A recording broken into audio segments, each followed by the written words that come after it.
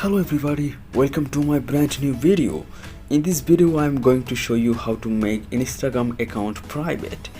If you want to make your Instagram account private, you can follow this video. For doing this, just click on here on Instagram, then you will find here such kind of interface. Then just click on here on your account logo at the bottom of the site.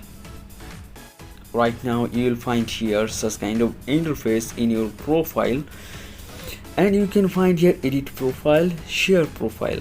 Then at the top of the right corner you can see here three dot line, then click on three dot line. Here you will find this option.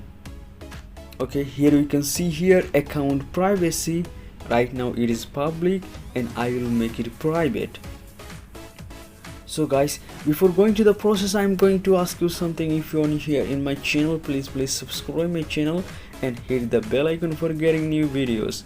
Then click on here, right now make it private.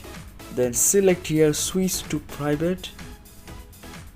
Right now you can see here, okay, this account has been turned into private account.